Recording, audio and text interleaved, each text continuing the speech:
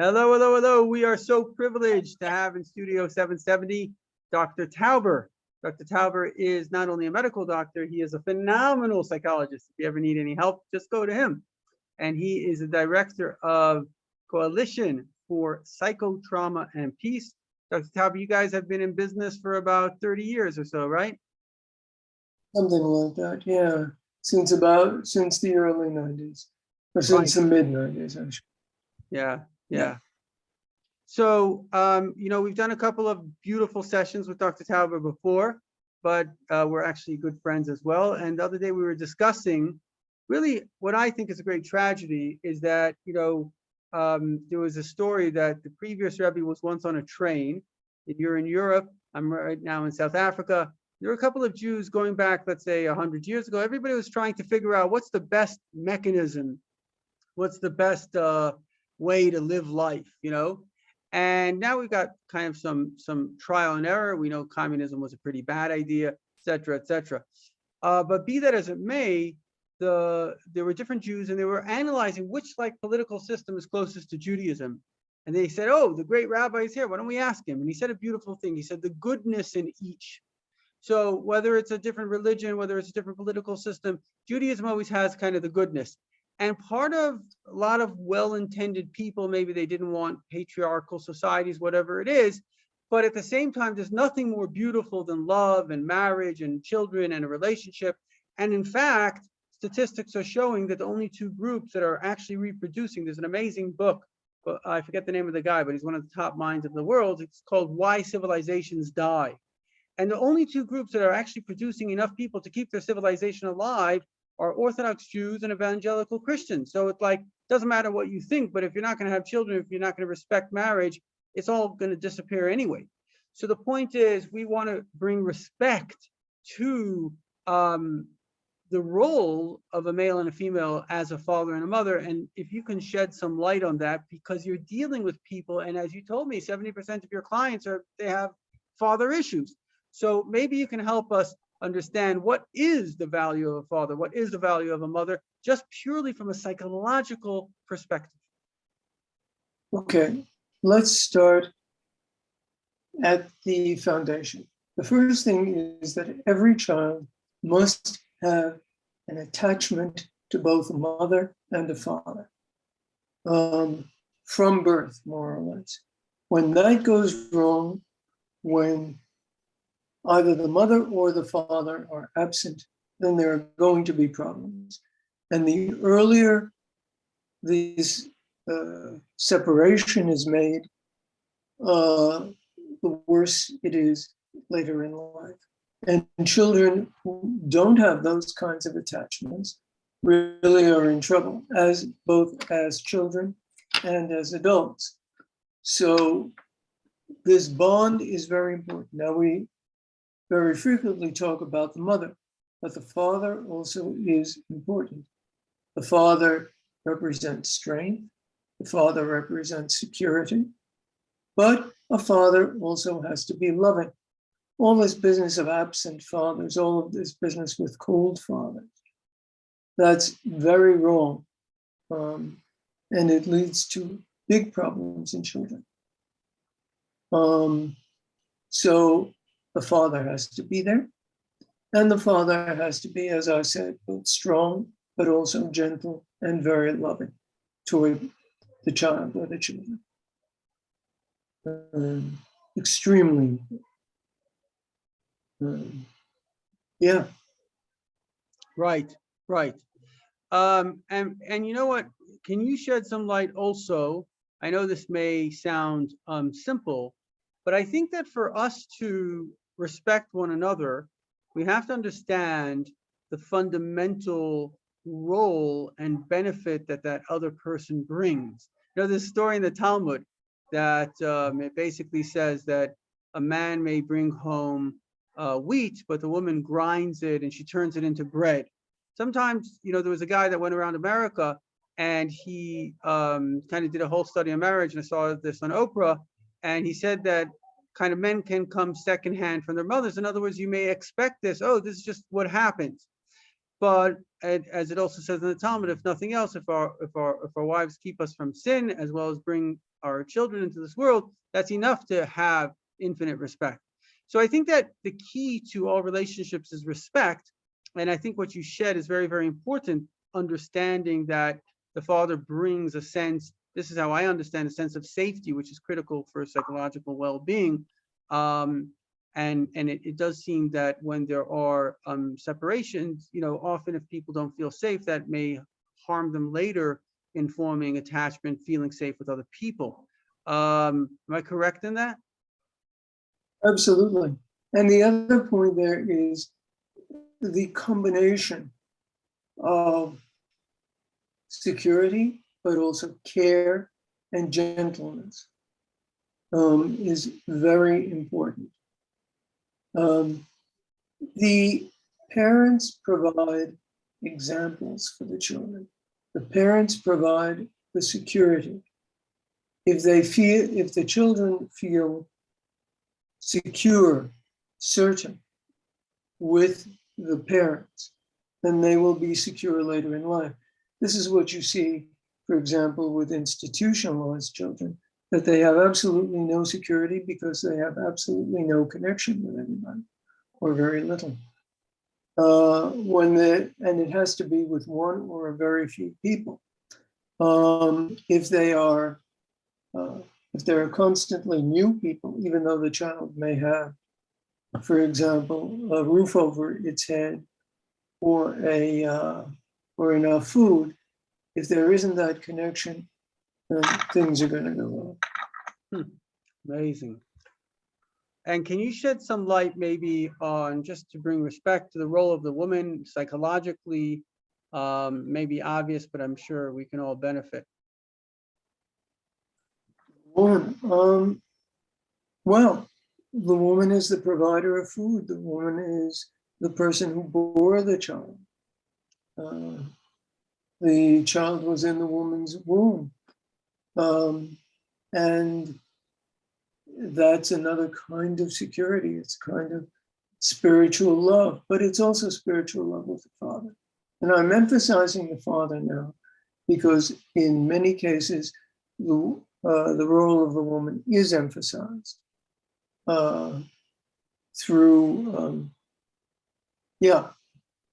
the role of the father, in my estimation and in my experience, is underestimated and very greatly underestimated. Right. So as men, we have to be very aware of this, and we have to spend time with our children. Mm-hmm. Very important. Mm-hmm. Mm-hmm. We have to love them. We have to nurture them. Mm-hmm. Mm-hmm. Right. Right. Yeah. The other thing that this has occurred to me. I'm not a psychologist, so I can't say I have the statistics, but it occurs to me. I heard this actually very interesting from a guy that was a social worker his whole life. So they're dealing with like abuse cases and this and that. He says there's a theory that even kind of bad parents are better than good foster parents. And the reason is that I think that in the end of the day, that what you were saying about that essential core love of a biological parent, it's not to put down somebody that tries their best as an adoptive parent or a foster, but there's a core, God made the world in such a way. I mean, I believe that why did God make it that a woman should carry a child for 9 months? He wanted her to know that this is your child. And even in the animal world, we find a tremendous love and fidelity from a father and a mother to the child. And that is based on the knowledge that this is me. And I think that that's something that's so deep and so core, and it's so precious that even spiritually, we believe the soul still cares about their child, and they'll want to pray to God. It says in the Talmud that don't give away all your merits. One day you'll want to use them for your children. So the point is that core love. I mean, I think there's this attack now. It's oh, it doesn't matter, or you can just. No, it does matter. The way biology works was designed by God because we want to increase the natural love, because that's the that's the driving force that makes you there, that makes you present. I don't know if you could shed any light on what I'm saying. Yeah, and I want to make one point here. There is a huge amount of abuse of children in the world right now. Right. We're seeing this, unfortunately, by both mothers and fathers and by pretty much everybody. Right. If the child is in a violent situation, it is better to get the child out of there, Sure. not to allow that to occur, even if it does mean going into a foster home. Yeah. Because but going from foster home to foster home, as happens with a lot of kids, is a very bad thing. That foster home or that adoptive home has to be constant. And the earlier the child goes with a foster parent, Yeah. who is going to be constant, or adoptive situation, the better. The later the child goes into that foster situation, the more difficult. Also, the earlier the abuse occurs, the worse for the child, also later in adulthood. There is a basic trust, there is a basic love, there are basic values that the child has to get at a very early age. And it's much, much more difficult to develop those values and to develop that, what you called at one point, a primary basis later in life. Right. That primary foundation. Yeah. And there are some neurologists who say that that becomes wired into the brain. Mm-hmm. So this is crucial. Yeah. This is absolutely. Yeah. Yeah. And you see that in institutionalized children. Yeah. Institutions are not good places for children. Yes, they will provide the bare necessities of life, but they can make wrecks of children and comes into.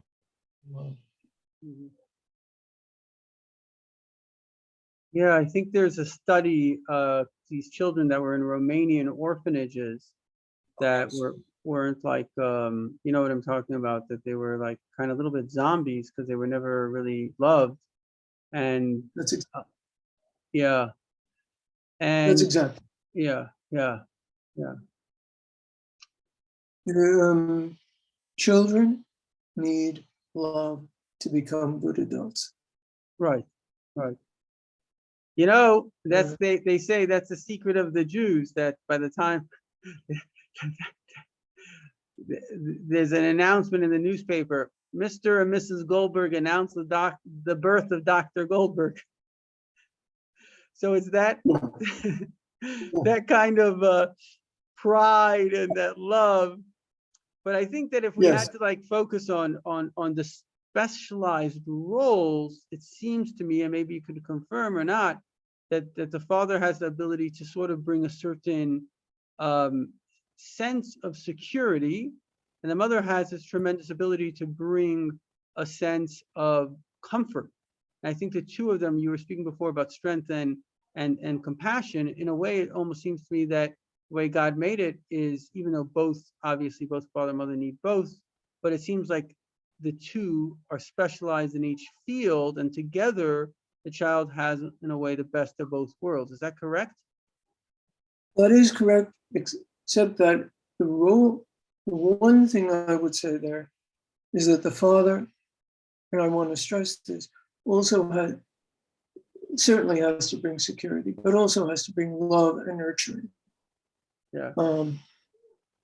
And you see that sometimes with cold fathers. You see that the father provides the security, but not the care and not the love, and doesn't express his emotions. And it's very important, as long as we're on this one, to say that men must express their emotions. And you sometimes see that this is cultural, and you see it in a lot of men, that there is the culture that a man keeps himself inside, that will not express his emotions. And that's very bad. It's very bad for him because he will either implode or explode. But it's also very bad for the child as an example, because then the child doesn't express the emotions. And the child needs to be able to express his or her emotions with the man, with the father, and be accepted by that. And that the father doesn't put off these emotions, doesn't reject them. This is crucial, that it accepts the emotions of the child. Crucial. And you see it in too many places and with too many people that doesn't occur. So, Why is that crucial? Can you explain? why is it crucial? Okay. We all have what I would call psychological pressure within us. When we're traumatized, when something happens to us, we have pressure that builds up and up and up. It has to have a way out. It has to have a vent, a valve. When it doesn't, we implode, which means we can get psychological problems, depression, psychosis, all the rest of that. We can also get physically sick because if the emotions don't have some place to go, the brain and the emotional system are very closely connected, the body. So there are hormonal effects. There are all kinds of effects. And so the emotions can either go inside or they can go out. They build up and up and up, they explode. It's like a balloon. If you fill it with water, you can stretch it to a certain point, but then it will explode. Our psyches are also like that. We can explode very easily, and emotions are like that. It's like a wound. If I have a wound on my head, and if it's closed, it will build up, and ultimately, it will go inside and maybe cause sepsis, and so it will kill me that way. If I open it, if I cut it, which is a little bit of pain, then I can wash out the pus, I can get the pus out, and I will heal. And the psychological system is the same way. It's very similar.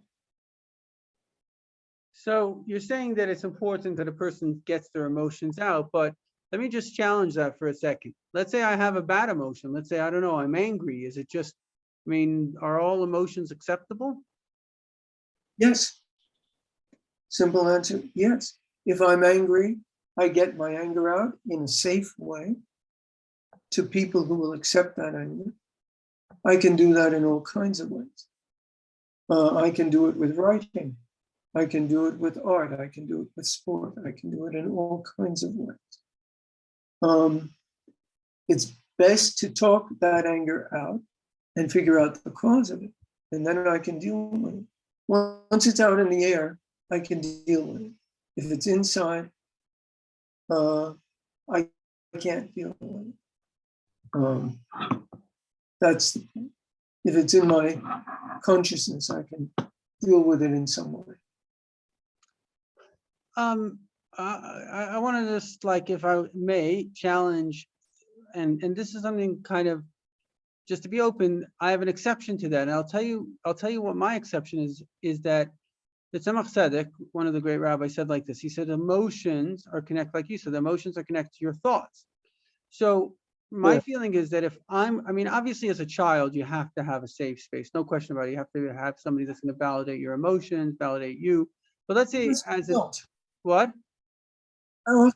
Also, as an adult, you have to have that safe space. Okay. You have But to have Yeah. But he says like this. He says, the more you think about an emotion, the more you build it, right? So if I think about how great Dr. Charles Tauber is, I'm like, wow. So I'm going to build my whatever sense of love. Or if I'm going to think, oh, that guy was such a jerk, and I keep on thinking about that, I'll build my sense of anger. So sometimes it's better to say, okay, whatever, forget about it. Let me move on. Yeah, but most people can't move on. That doesn't go away that easily. Uh-huh. So if you say, okay, Tauber is a jerk, express it. Why is Tauber a jerk? Right. What's going on there? Yeah. Express it, get it out, talk about it, get it rational, get that enormous amount of pressure out, and deal with it. Right. If it stays inside, it's going to stay inside and it's going to build up even further. Yeah. Yeah. And that's the problem. Right. I see. Okay. I think we're running out of time here because I know you have to go, but I really, really appreciate it. Just to sum it up, I think we covered a couple of very, very important factors. The importance of a male. You're saying a father has to be present, strong, compassionate. Obviously, the importance of a mother who's the basic primary, has that love and yeah, and open to the child, and open to his wife, and open to people, and expressing his emotions and accepting emotions. Right. I see what you said. Right. Things in the middle. Right. So right. I hear you. So and you're saying that a person who does that, yeah. He can be passionate toward everybody, and he can really help people. The more you are open, the more, I don't know how many people have said to me, you're the first person who is open to me, who has listened to me. Right. So that's the goal, and especially for parents. Yeah. Especially. Yeah. Right. Right. And just to conclude, I think you told me this another time. You just said it very briefly, but I think one of your points, which I've many very great psychologists say this: emotions have to be verbalized. Like you said, you say, okay, I am angry. Why am I angry? But because once you verbalize it, or even you write it down, what it does is it takes it out of the amygdala, it takes it out of the kind of emotional response that you have no control over, and it puts it into your prefrontal lobe. And that's the place you do have control over. And so and by the way, writing is a very good thing. I use my journal as my psychologist. My personal what does he charge you? What? What does he charge you? Exactly. And it's free. It's so easy. It's and a very cheap way of dealing with emotions, because you can always get them out on paper. I use my computer. Nice. And by the way, using modern technology, just as you're doing now, there's always a recorder on the computer, and you can always make either a sound recording or a video recording of yourself. And that's also a technique. A client actually introduced me to that, and it's very valuable. Yeah. So maybe to this can try it. Yeah. Well, these are great tips, and I think they can help a lot of people. And I hope that we've brought to the consciousness of whoever sees this just the understanding, that actually, yes, a father and a mother are exceedingly valuable. In fact, as you're a psychologist, a very good one, saying that it's critically valuable for the foundation. And we should take, the first mitzvah of the Torah is to have children. And so this is definitely what God wants of society, of Jews, of Gentiles, to get married, to raise good children. And those who do this should really be commended, because it takes tremendous effort. And they are very, they're keeping the world going. Absolutely. Absolutely. Thank you for this opportunity to talk about Okay, it. yes, you're welcome, and thank you. My pleasure. Okay, take care.